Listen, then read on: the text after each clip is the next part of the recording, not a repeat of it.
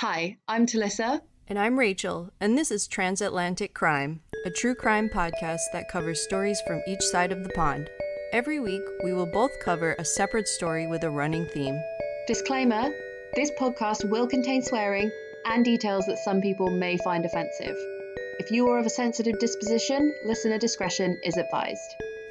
Welcome to Transatlantic Crime. Crime. So close.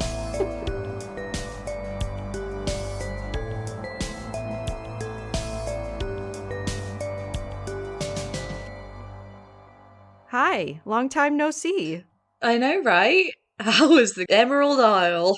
Back to your roots. Back to my roots, back to the old country. To our listeners, I was in Ireland for 10 days to help my sister who was assaulted. And yeah, it wasn't a fun trip.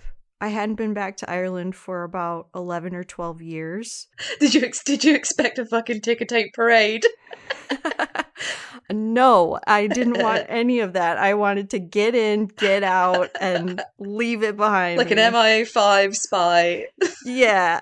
Minimal contact. Yeah, exactly. So that's what I've been up to. That's one of the reasons why we didn't have an episode last week. But thanks for joining us this week, everyone. What have you been doing, Talissa? We're back. What have I been doing? So I watched the House of the Dragon, or House of Dragons, whatever the fuck it's called. The Game of Thrones prequel. And so I've just been like watching Game of Thrones again for like the third time all week. And it's made me want to drink red wine because obviously that's all they do in it. Oh, yeah. Everyone's always got a fucking wine on. So like I've been drinking red wine, and then today I've got this like again impending sense of doom. So we're going out for dinner tonight, and I'm gonna try not to drink. And also I've got to go and see my dad, who I haven't seen in like 8 months tomorrow. So I really don't need a hangover for that. Like no one needs that. Keep your head clear. Fucking try and keep my powder dry and just be good tonight. It's a bank holiday here on Monday, so this will be coming out on the bank holiday. Ooh. Yeah, and like my nephew is going to a festival, and I was like, I think it was Sam Fender who was playing on the Sunday, and I was like, God, I wouldn't mind seeing Sam Fender, God, but not on a Sunday. And he went, no, it's Silly Sunday, isn't it? I was like, oh wow, that takes me back. Do you want to explain what Silly Sunday is in England? You know what it is, don't you? I know. It's a big deal. No, it's basically when you have the Monday off work, bank holiday, so you treat Friday night, Saturday night, and Sunday night the same. Because basically the Sunday is also like a Saturday because you've still got a day off. Chaos. Fucking chaos. The pubs do like silly deals, like fucking 2 shots for a £5. Like it just gets maniacal. Yes. And this is like, I'm pretty sure this is the last bank holiday we have before Christmas. I'm almost 100% sure it is, yeah. So if you're nursing a hangover today, good for you. Yeah. Hope you're all right. Hope you had a great Silly Sunday. Silly Sunday. So fucking stupid. It was a big deal though when I was younger and could handle it. Oh yeah, of course. It was a big deal. Yeah. Like just filling your weekend with alcohol. Alcohol-fueled weekend. You know, and you were like, oh my God, I just wish there were 2 Saturday nights, you know? Now there is. Now, when I look at that, we have a holiday coming up soon too, the week after this one. Oh, is it Labor Day? Yeah, Labor Day. Yeah. Now I'm like, ooh, 2 Saturdays. I can sleep. I could go to sleep early. Exactly. I'm just like jamming in visits to like elderly relatives before they die, basically. That's another thing that you get to do when you get older. You get to like ram in visits to family that you haven't seen for so long because you were pissed every weekend. When you're no longer taking Silly Sunday into account, you're just visiting old relatives and sleeping in. That's what your long weekend is. Yeah, I'm also learning piano as well. Very excited about that. It's like shit to not be good at something immediately, but I'm learning in like really baby steps, and I am learning. But it's kind of like, I kind of feel like when old people do crosswords to like stop themselves going senile, like I'm like, I've got to do something other than just like watching reruns of shows I've already seen. I need to use my brain. I can't let it melt in my 30s. I can feel it going and like running out of my nose. That's fun. I took piano for, I think, 7 years. Okay, so you can play piano. I can play piano. Yeah, like loads of people go, oh, I'm only like a grade 5, I can't even play. And it's like, yes, you can. I don't even know where C is. I was always jealous of the people who could hear a song and then play it. Like, I can't do that. I can read music and I can learn to play it from reading it and practicing, but I can't do that thing where someone just listens to a song and starts playing it on the piano. Okay, well, what I would answer to that is I'm almost the opposite. So I can't read music for shit, but I could probably guess what the chords were. But that's because I learned guitar without music. Mm-hmm. But then I would also argue, when I say I could guess the chords, I mean very roughly. I don't mean like I hear it and play it. But then the percentage of people that can do that are like minuscule. Yeah. They're like X-Men. Yeah. It's okay to be jealous of those people, I think. They're magic. That's all I can say about them. They're magic. People who can just do a backflip or whatever.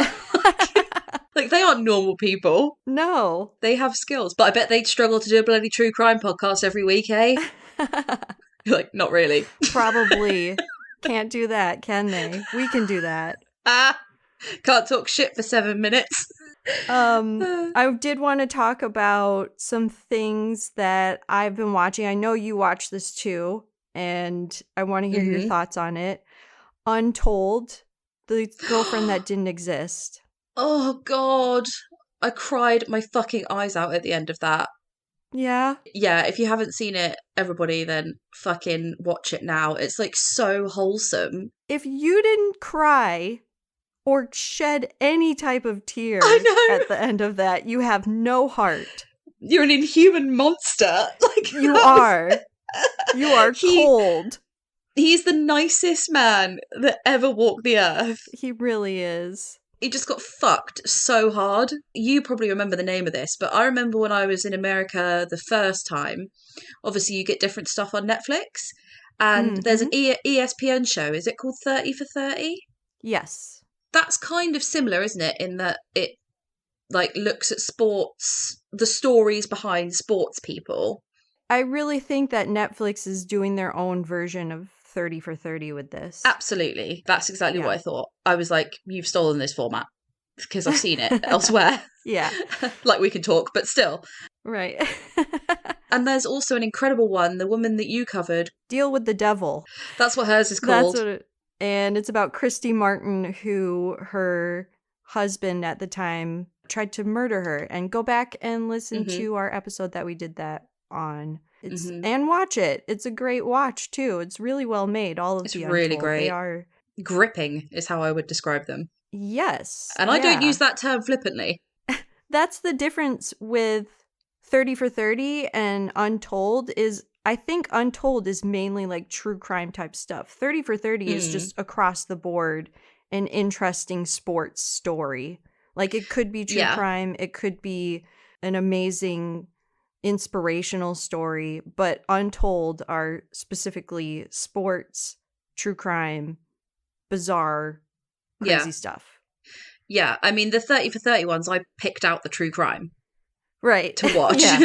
So I didn't really realise that there were other ones. But yeah, Untold. I'm going to watch the rest of them because I think they're all going to be pretty good. Yeah, but I definitely recommend that. And then I made a little mini video this week about John McAfee. Yes, good shout out. We have started a TikTok. Yes! So everyone go and follow our TikTok, where it's only been Talissa so far. I was going to do it while I was in Ireland, but I just ran out of time.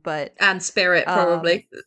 And Spirit. I should say, I sent Talissa a video of my hotel room, and there was a wall across from it that lines a cemetery, and Talissa looked up the cemetery's history. So maybe we'll post that on TikTok after all. I just didn't get to go in because it was closed. But follow us on TikTok. I'm no expert, I'll say that. Like, I'm really dabbling like in shit I don't know anything about. We'll say that about every single episode of Transatlantic Crime. We are no experts, but No. thank you for listening. Thanks anyway. People have been really sweet though so far on TikTok. They've been Aw. really nice. Yeah. Like Yeah. people are liking the videos, people are watching them. People are watching them. Amazing. Like that's great. So yeah, I'm loving it. They're good fun. And the John McAfee one, in that I mentioned, because there's a new Netflix documentary which I thought I had seen, and then I'm not correct. I have seen the documentary that they are making the documentary about. Oh. Yeah, so they're basically talking about when they went to make a documentary with John McAfee. And there's so much more footage in it than I have ever seen of him. I thought he was just eccentric. No, he's fucking crazy. He's nuts. He's fucking nuts. Like, is he? I don't even know if he's dead. Like, I haven't even looked it up. I don't know. Maybe we should. No, I don't want to ruin the end of the documentary just in case he does die at the end of it. Yeah, but yeah. yeah. I mean, this documentary, he's like 70 something. He doesn't look it. He looks great. Like he looks like he probably looks about 50 if I had to like put an age on him. And explain to our listeners who he is. So you probably had on your computer McAfee Security, and it's like an antivirus program. Yeah. And he invented that, but he used to work for NASA before that and like on hacking stuff and security stuff. So he's really good with computers and really good with hacking. But you never know if he's telling the truth. Like he says stuff like, "Oh, I've hacked all of the Belize government's computers," and you're like, "Can you do that? I guess you can. If you made an antivirus program, then I guess you know how to stop people." That's true. So he must know how to do it. Like you need to know how to do it to be able to stop it. Yeah, that's true. He says such weird stuff, but he's very charming. Like even though he's a billionaire or a millionaire, I don't know, but he's extremely rich, and he addresses everybody as like sir and ma'am, which is quite respectful and like disarming. Yeah, right. And these days, but then he'll get like really angry suddenly and then be really scary, or he'll be like, "Right, I don't want to talk anymore," and just like he's just bizarre to watch. He's great documentary fodder. It's not surprising they made a documentary out of him. But the one I was watching, so I don't know if it'll be included in this documentary, but if it isn't, it's a fucking travesty. So he was on Belize, right? He moved to Belize. It's where loads of people retire to because it's extremely hot and like in the Caribbean. I think. Oh no, it's in South America or Central America. It's Central America. I went there in 2015. Oh, I really want to go. Like my mum was there when she was 17 and she got married. That's a whole other story for a whole other day. Oh, yeah. But I think you've mentioned that before. Yeah. So I want to go see what she was living in when she was 17. Let's go. Yeah, we should fucking go. But anyway, people go because they speak English there, and it's pretty English, isn't it? They've got red post boxes. And I think some parts it's quite colonized, but I stayed on an island that really wasn't. We didn't have power during the day. That's amazing. Yeah. But so he went to Belize. Yeah. So a lot of expats kind of go there, and his neighbour was found shot execution style, and then John McAfee went on the run, and he had been known in the past to threaten his neighbour. So he's like, "Oh, the Belize government want me, and like it's not fair and stuff," and you're like, "Dude, just did you kill this guy or not?" And he never says no, and he never says yes, and it's just like, what the fuck? But yeah, the one I watch, in that, they speak to sex workers who worked in Belize, and they were like, "Yeah, he liked you to cut a hole in a hammock and then shit on him." I think I might have already met your face. I think I might have already mentioned this. You did on TikTok. That's what you mentioned on TikTok, and I was like, what are you talking about? No, I think Netflix should hire me, because like, what kind of trailer is that? I think I've said before on this podcast that like, because me and my friend Sarah really like true crime, so it came up a while ago, and I was like, "Oh yeah, he likes people to shit on him," and then she was like, "I don't know, how much money would it take for you to shit on someone?" And she was like, I don't know, maybe like $1,000. I was like, I'd shit on some people for free. That's where I remember speaking about it before. And then I think I asked you your price, but I don't think you were forthcoming. I can't remember. We should ask listeners if they remember that conversation. But I don't even want. I think I probably gave the same reaction as I'm giving now, which is like, I don't even want to think about it. And 2, I don't want to do that in front of anyone. So Again, like I said, there's people I would fucking shit on for no money. So. Yeah, that's also true though. I mean, I don't know. I'm like speechless right now. Yeah. So anyway, yeah, that was the part of the doc. Like, you know, when you're just like watching a documentary and you're like, yeah. And then I was like, pardon? Yeah. I What? keep rewinding it. Hello? Like, you're what now? You like to do what in a what? So, Yeah. Also, he has an 18-year-old girlfriend, like only just 18 in it, which is super creepy. Yeah, I don't like that. He promises her the world, and so then just like royally just fucks off, which is Okay. not nice. Are we surprised? No. I mean, his attitude to women in it is unhealthy. Am I surprised? I know, right? It's red flag central up in there. Although, if you're going to watch the documentary, you don't want spoilers, then skip ahead 20 seconds. Okay. But Okay. it's not too much of a spoiler, like, at all.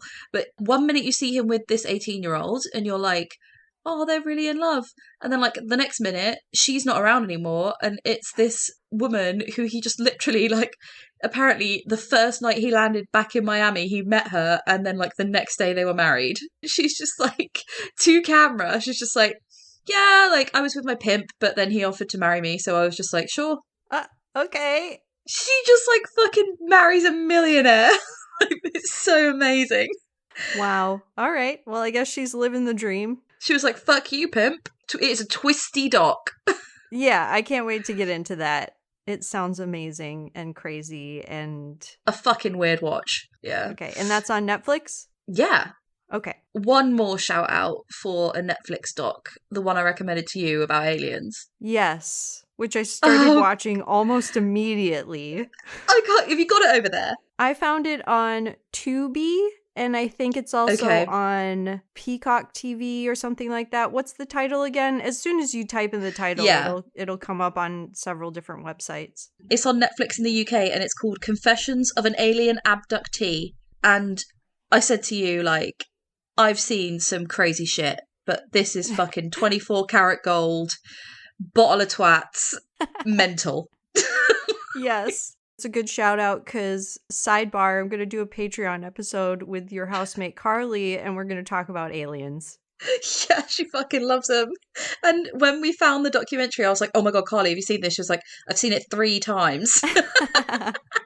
And she was like, there's a woman on there who thinks she gets abducted every time she has KFC and aliens steal her cigarettes. I was like, get it on. Press play now. I mean, if you're having a bad day, this will cheer you the fuck up. Okay. The thing I love most about alien abductees is that they always draw what's happened. And you're like, yes, that's not a photo. That isn't proof. That's a drawing. Right. And it even shows one of the guys like going to pick up crayons going, oh yeah, this is perfect colour for the alien. That's exactly the colour the alien is. And I'm like, oh my God. Oh no. Oh, and he's like a Labour MP. He's a member of Parliament. This is who you've elected. This is who is Some in government. fuckers elected him. But then I think he got fired because of his views about aliens. And he also says that he has sex with some of the aliens. And he says that like publicly. And his wife gets annoyed. And oh God, just put it on. Put it on now. That's a great review. Everyone should watch it. What did you think? I only started watching the first 5 minutes and it was like, they start talking about an alien abductee support group, which to have a support group, there has to be an adequate amount of people to have an actual group. There's loads. They have like a fucking gala dinner. Wow. And just that England is such a small country, and to have like a big group of alien abductees, like I gotta look into it on if that exists in America. I'm Oh, come on, Rachel. 1,000% sure. But like to that, like with a gala and like government officials. I would bet my left hip that goes on in America. Yes. Yeah. I would bet my house. Yeah. Come on. It is a bloody good laugh if you need one.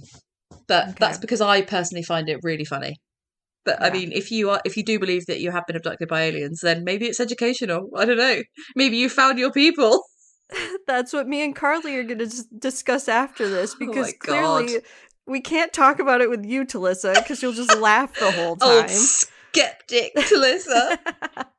I would. I couldn't help myself. But, yeah, you know, to each their own. So, what is your story this week? Yeah, let's get into our episode this week. We've been talking for a good 25 minutes about shit. Well, quite literally. Quite literally. So here we are with the actual episode, which, because I was in Ireland, I decided to do an Irish story this week. This is just a special one-off episode about the Republic of Ireland and a story that happened in Galway City where I was staying. In one of the hotels that I stayed in, my sister was like, oh, there was a murder that just happened over there. And she pointed at the train tracks. And she was like, yeah, it was just over there. Oh my God. Does she know? She knows you like true crime, right? Yeah, she does. Yeah, so she probably just mentioned that innocently without thinking that you would, the next second, Wikipedia it to death. I asked, I was like, was there any famous murders that happened around here? And she was like, oh yeah, it just happened just over there. But it was weird that it just so happened that we were in that area where she could just point to it and be like, yeah, it just happened right over there. Wow. So you've been to this place? Oh yeah. And also I should say Galway City is tiny. You can walk across it in less than an hour and you will have seen most things. Okay. Yeah, another couple of things about Galway City. That's where the famous Claddagh ring was created. Do you know what the Claddagh ring is? No. It's the famous ring where it's two hands holding a heart. That's so nice. I love that. Yeah. So Claddagh was this tiny village, and that's where it was invented. And if you wear one, when the point of the heart is pointing to you, it means that you are taken. And when it's pointing out, it means that you are single. So everybody should have to wear one of those.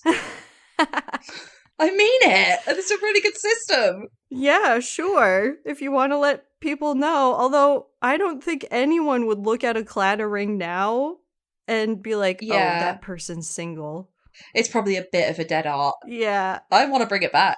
Even now, I think people don't even notice if you're wearing a wedding ring or not. I always clock a wedding ring. There's some people that really do, but I was one of the people that I never looked and I never noticed.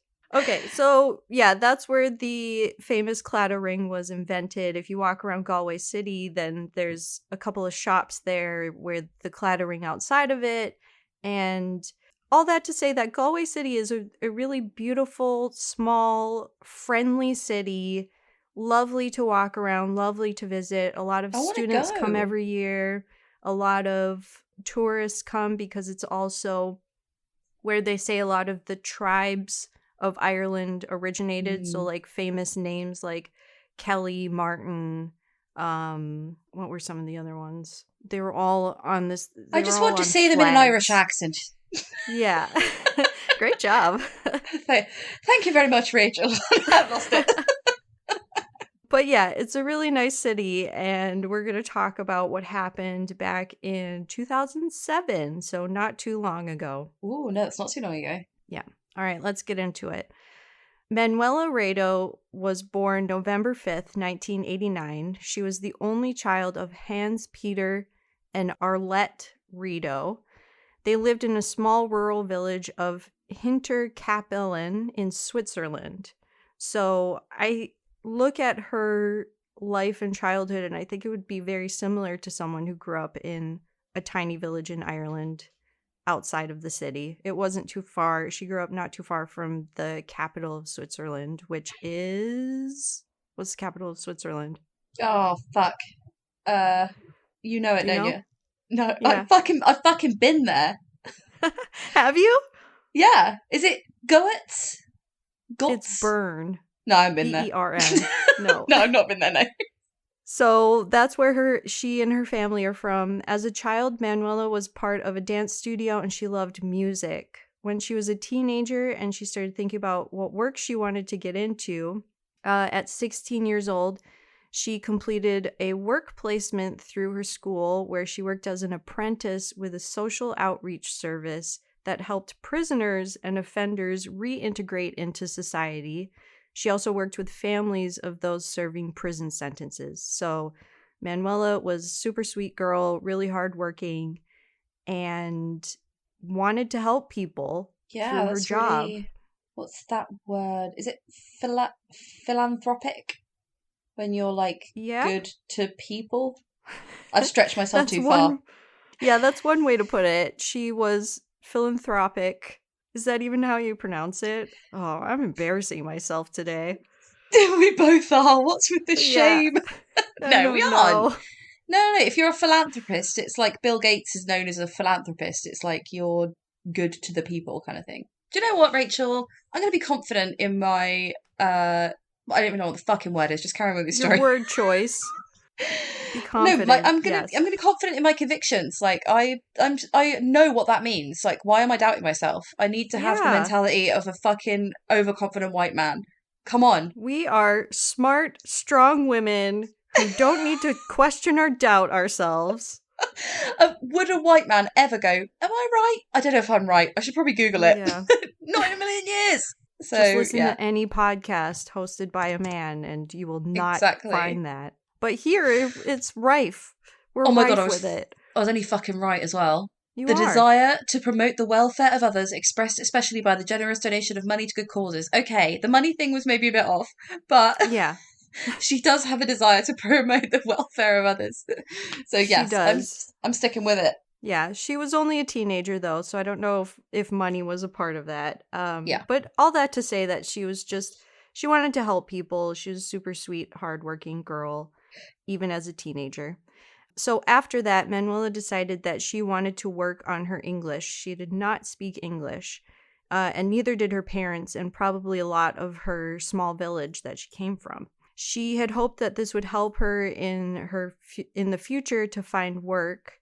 One of her plans was to go to San Diego and work in the hospitality industry, and she thought that learning English would help her do that. Nice.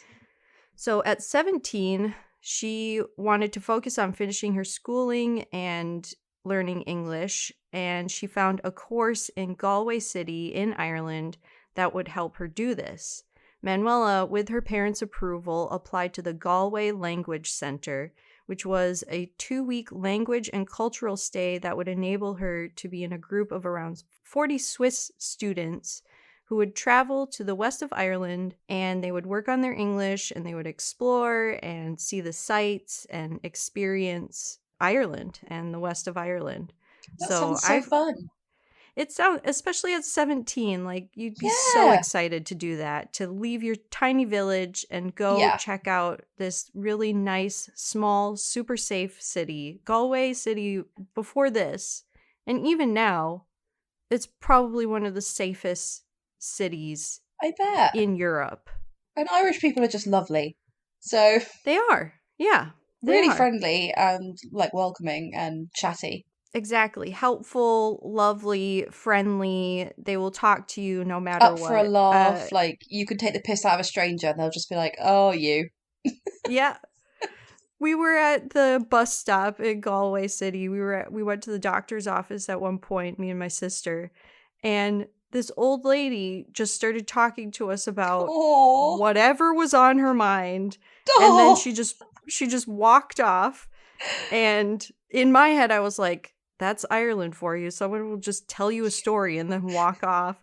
My sister was like, "That happens every time I'm at this bus stop." Different person or same lady? Different Amazing. person.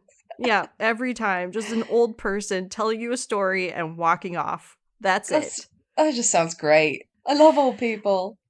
Yeah, and just friendly and open. That's Galway. This was Manuela's first time away from her parents as well, so she was excited for that. Her parents, I'm sure, were very nervous to let her go. She was 17 years old, and this was the first time she was traveling alone outside of her small village in Switzerland. So big deal. Yeah. She was very excited for her trip. She even bought Irish music CDs to prepare and get into the Irish Oh, that's spirit. so cute. Yeah. She left for Ireland on October 5th, 2007, along with a group of 43 pupils and 2 teachers. They stayed with the Tierney family in Renmore, an area within walking distance to Galway City Centre. Again, super small city, very easy, very walkable. Everyone walks everywhere. The group spent the first few days acclimating to their surroundings, getting familiar with the area. It didn't take them very long to learn the shortcuts into the city center. There's shortcuts everywhere, by the way, and a few of the local and popular pubs. On Monday, October 8th, Manuela and her group took their first English class. It was 3 hours long. Afterwards, the group made plans to celebrate their first class by meeting at the popular King's Head pub on High Street that evening. The group planned to meet at 8 p.m. King's Head Pub is one of the more well-known pubs. It's right on the high street. That's where all the tourists go. There's sometimes a ceilidh band or just any kind of, Nice. sometimes there's like rock music, or there's usually a band playing at some point during the week. For people that aren't in the UK, like there's a King's Head in every town, in every There is. like there's a King's Head pub in Andover, there's a King's Head pub in Bristol, it's just up the road. In fact, I think there's Yeah. like 2 of them in Bristol, so you get confused as to which one you're going to. Like the King's Head, they've got one everywhere. Exactly. Very well known. It's like bright red too, so you can't miss it in the city center. So a little before 7:30 that evening, Manuela left her host family. She possibly took the shortcut near the train tracks and the underpass, just minutes from the main hub of the city. However, she never arrived at the pub. Oh. Yeah, this is where it starts to get horrible. The next day, a local artist, Sam Bearden, was walking to work at his studio at about 9:15 in the morning. He walked that way the night before, like the opposite way home, and he didn't notice anything. But this morning, he came across a rucksack lying in the mud. Next, he saw a purse not far from the rucksack. And so he was just kind of following this trail of things. And finally, he noticed, in quotes, something pale several meters away. As he moved closer, he realized that it was a semi-naked body, the upper half and face covered by a coat, which was held down by a rock. Fuck. Bearden, he immediately dialed 999, and when the Gardaí, that's the Irish word for police, when they arrived, he escorted them to the location of the body down a steep embankment close to the railway line. So pretty grim discovery and very shocking. Like these kinds of things never happen around Galway. Or generally, like, I don't even know how much it happens where it's just like an unsolved murder in Ireland. I mean, if you were a dog walker in the forest, then you might be like, I'm definitely going to see a body today. But if you're just Yeah. walking on your way to work, I don't think you'd expect to see one, like just on the train lines. Like, But even that, like, I think you and I, if we were walking in the forest in Bristol or in Los Angeles, that would be on our minds. I'm going to find a body today. You don't think that in Ireland because it's so nice. There's not a lot of people. You don't think that you're going to stumble upon a body. It's just no. not something And that's on people's minds. it's just so clearly a murder as well, like with the Yes. placing of the body and the objects and the coat over her And face with a rock. Right. And it being a young person, maybe Yeah. you might understand if it was an old person that keeled over, but Yeah. this wasn't the case. Yeah. So Dr. Dennis Higgins was called. He arrived at 10:45 a.m. He noted that the pupils of Manuela were fixed and dilated. She had no pulse, and she displayed an abrasion on the left side of her forehead and bruising on her clavicle. She was pronounced dead at 11:05 a.m. I mean, she was dead, but that's when they pronounced her dead. Mm-hmm. Around this same time, Manuela's class had noticed her missing and had noted that she had not attended their group meetup the night before. The two teachers, they reported her missing, unbeknownst to them that her body had already been discovered at this point. They were notified, along with Manuela's parents.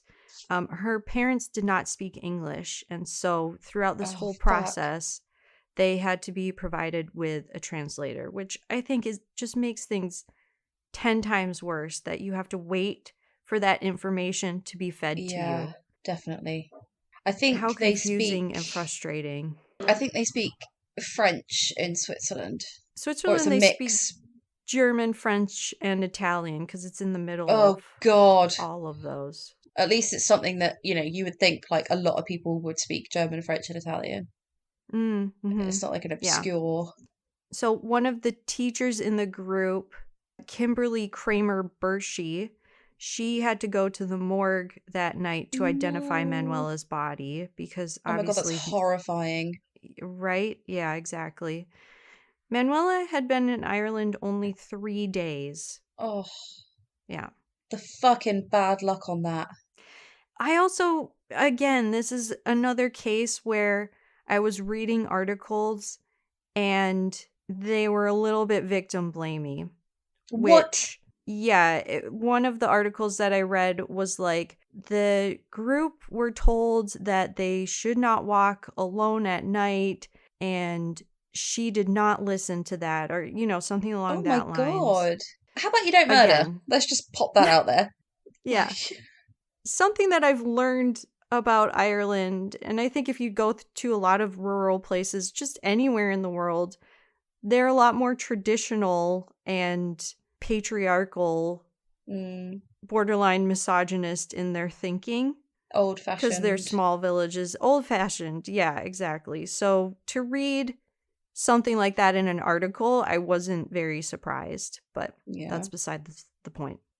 A forensic team were flown out from Dublin Garda headquarters, including Dr. Marie Cassidy.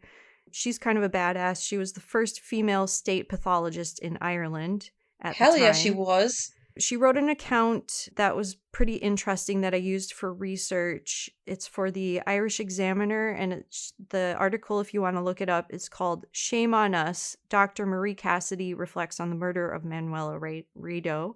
And Talissa, this is also another book recommendation for you. She wrote a book called Beyond the Tape, The Life and Many Deaths of a State Pathologist. So, that sounds great. Look up that book. Yeah. Yeah, I will. She and others traced the footsteps of Manuela on the shortcut and to the area that she was found, which was not far from like a well-known area where people would go and drink or have sex or do drugs. It was just a well-known area for that. Okay. They took photos and they gathered as much as evidence as they could in the area, and they took swabs of trace evidence from Manuela's body, obviously.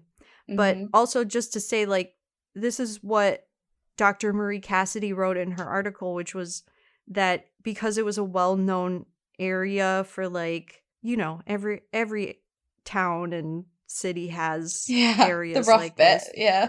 Yeah, so there was just beer bottles and beer cans and condoms all over. So it was a little bit hard to be like, oh yeah, this is one of the evidence. This is a piece of evidence. Like, you wouldn't know if that was there a week ago or not. And maybe the assailant knew that it was going to be like a messy crime scene.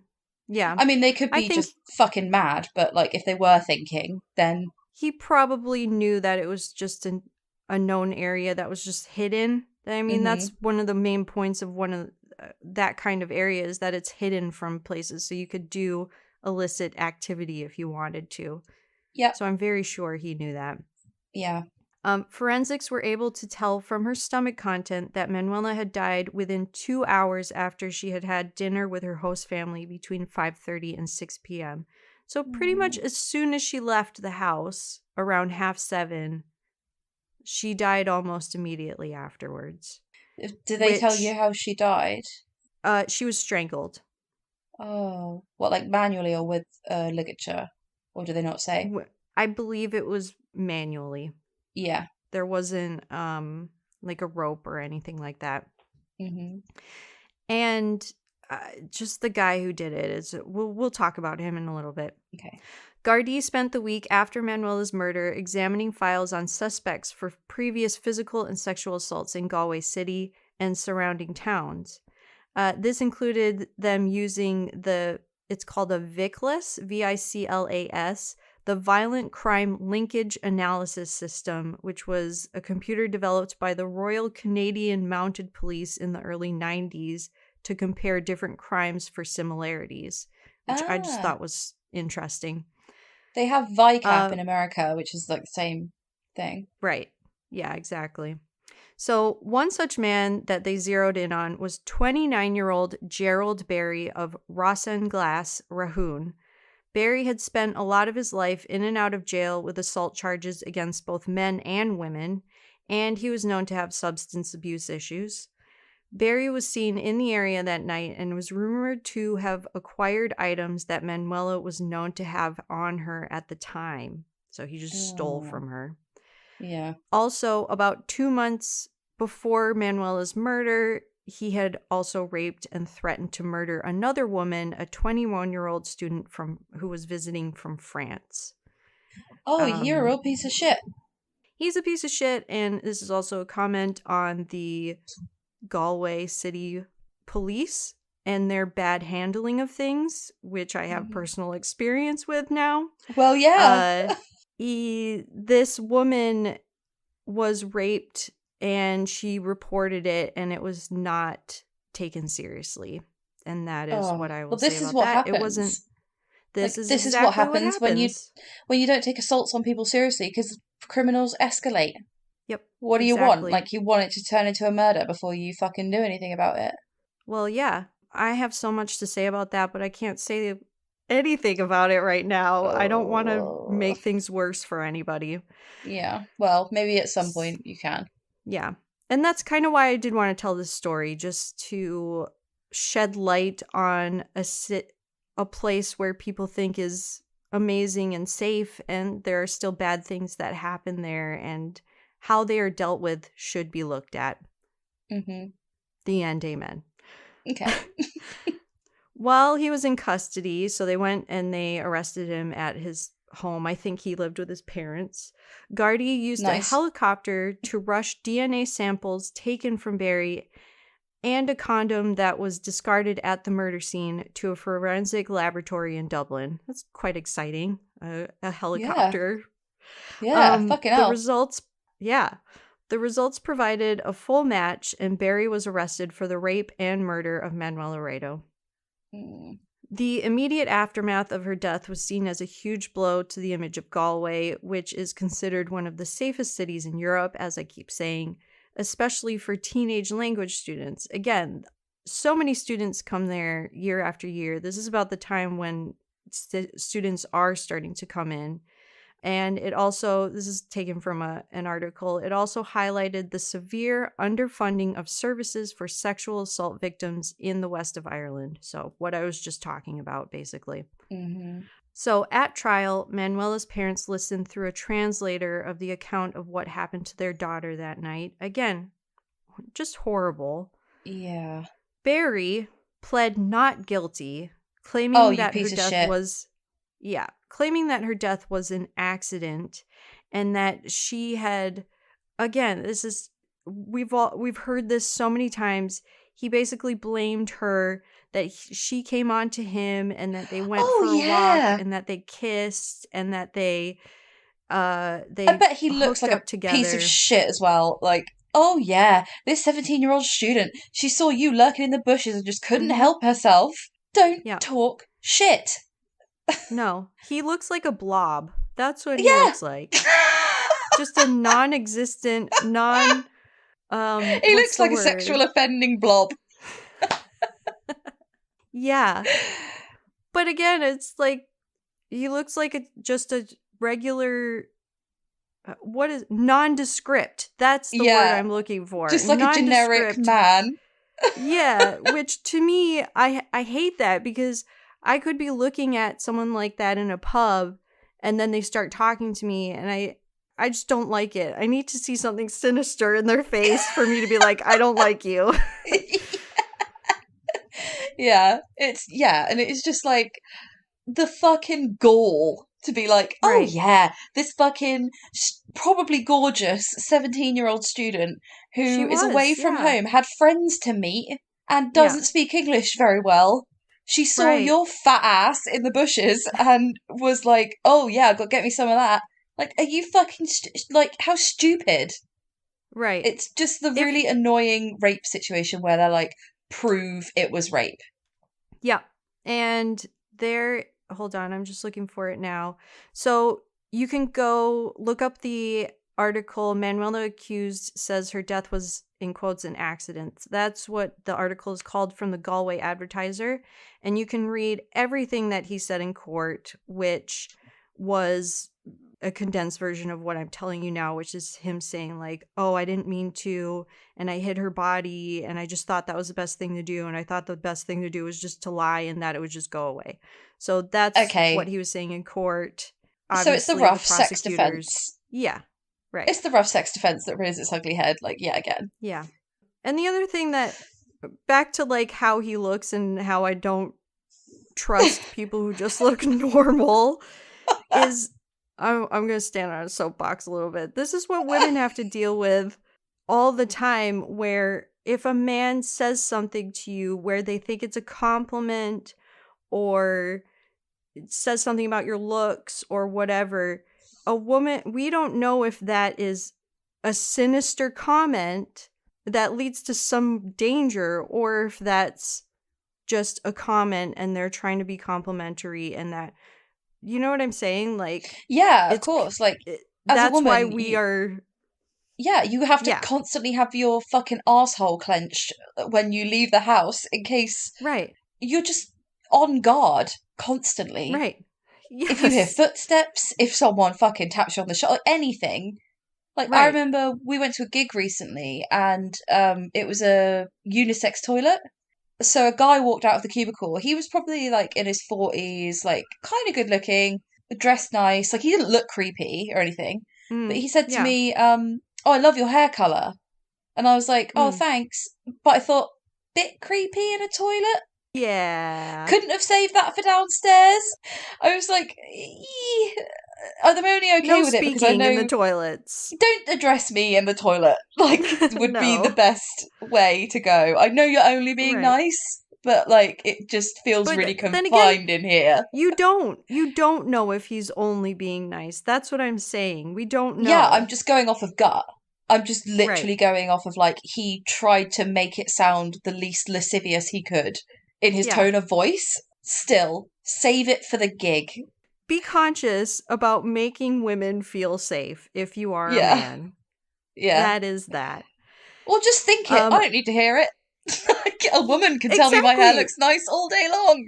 You don't we don't need to hear your compliments all the time. If we're together, yes, but If you're my boyfriend, save it. absolutely. Yeah. But if you're a Yes. stranger, I feel threatened, or I'm assessing whether I want to have sex with you or not if I am single. And if the answer's no, I feel threatened. Even if the answer is yes, you're still assessing whether it's a danger or not. Yeah, exactly. So this is like the worst flow diagram, and most things Yeah. end up in careful. Right. Danger zone. Yeah. Uh okay, so we're back at trial. So Barry pled not guilty, claiming that her death was an accident after they had kissed. In his words, he said he held on to her. He had put an arm around her because she said she wanted to go, and he was like, "Don't go yet." This is what he was saying. And he put an arm around her neck, and that the next thing that he knew, she slid to the ground, and Oh, he fuck shook off. her for response, and he said that her head just like flopped to the side. Dude, And you're not the so, Hulk. but I've never he heard such a said cock and bull story. it's such bullshit to also believe that you think this is what you're gonna Yeah, get away with. like the gall to even, like, you should be embarrassed to say that story out loud. Exactly. So he said when she had not responded, he dragged her body to where it was found, and he put a coat over her and a rock. And I mean, clearly that just shows that you are guilty if you're trying to hide her face. Mm-hmm. One of the items he had taken was a camera that she had owned, and the police had developed the pictures, so clearly it was her No. camera, which was found in his home when police raided and arrested him. So just to say, Okay, like, that you was guilty as further fuck. proof. Yeah. Yeah, exactly. Barry was sentenced to life in prison. You, sir, may fuck off, where he Yeah. resides at Midlands Prison to this day in Portlaoise in Ireland. Good. And that is where most of the, like, really bad criminals in Ireland, that's where they stay. Yeah, and they don't like rapists in prison, and they don't like Nope. people who murder women. The only people worse than that is pedophiles. Yeah. Like sexual criminals usually have their own separate wing because Yeah. it's not safe. Actually, that's a good point.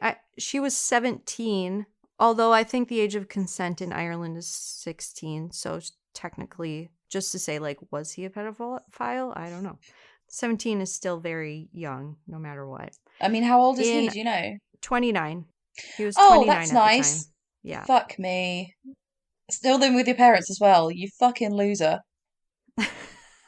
That's quite common in Ireland. In October 2009, 2 short years after Manuela's death, Arlette and Hans-Peter Riedo returned to Galway and the west of Ireland as guests of honor of a fundraising concert in memory of their daughter. Oh. As with their wishes, all money raised that night and in every subsequent event that have been spent in Galway, funding professional services who help young victims of sexual violence and rape. So they both set up the Manuela Riedo Foundation in Ireland to raise awareness of and prevent sexual crime in the country. This was their daughter's legacy. It helps to fund charities and agencies who provide support to victims of rape and sexual violence. So they raise money for that. They've come back to Ireland many times, and they've said, like, they don't hate Ireland. I think if I were a parent with that experience, I'd be like, I'm never going back there again. Yeah.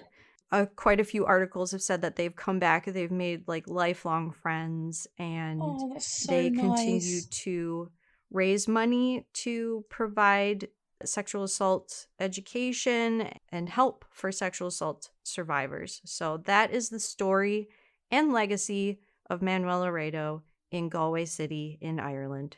Oh, Rach, that was a great story. I've never heard it before. And it's nice to cover a country that we haven't covered yet. I don't think we haven't covered Ireland yet, have we? Or did No, we? I don't think so. And technically it is under, well, Northern Ireland is under the umbrella of UK, so maybe you could explore Under more British stories. rule. Yeah, exactly. They fucking hate us over there. But yeah, exploring more stories in that part of the world. Maybe we will return to it, since I did grow up there a little bit and I have family there. So yeah, that's a little bit of crime in Ireland. I'd love to know if we have Irish listeners and if they have I'm sure we do. any disputes of what I said over the course of this episode. What, because please you let want an me argument? know. No, I mean, like, if I said anything wrong or that didn't align with how generally the Irish are, if you want to let us know, I still want to know that. Rach, Yeah. I think you're well within your rights to have an opinion, given that you grew up there and you've been there fucking recently. Like, it's okay. Yeah. But yeah, we are always open to constructive criticism or opinions that you guys want to tell us. And Talissa, flying from Bristol to Galway City is like $50, so you could literally go there for a weekend. I know, I've used on my holiday this year, otherwise I would be. I love a little quick English trip. Yeah, Friday night, come back Sunday morning. It's like us going to Vegas. Yeah, it's super handy. I live so close to the airport as well, so yeah, that sort of thing is definitely doable. But I've kind of like run out of friend tokens, being like, hey, do you want to do like this for a weekend? You know, because everyone's like, all right, I'm not your husband. Like, I'm only going to come on holiday with you like once a year. Aw, I'll go on holiday with you. It's Thanks, just a shame pal. that you're so far away. Well, isn't that the story of our lives? Yeah. We'll go to Belize. Yeah. All right. Well, thanks so much for listening this week, everybody. And again, if you want to follow us on TikTok, then please do. You can laugh at my attempts, although I think they're all right. They are pretty good. Thanks, pal. And you can also rate us 5 stars on Spotify or Apple. We will love you forever. Okay. Have a great weekend. Well, have a great week, and we'll speak to you soon. Bye. Hope you had a great silly Sunday. Bye. Bye. Thanks for listening to Transatlantic Crime this week. If you liked what you heard, please rate, review, and subscribe. And if you'd like to follow us on social media, you can find us on Twitter at TransatCrimePod, Instagram at Transatlantic Crime, and on Facebook with Transatlantic Crime Podcast. Thanks, bye.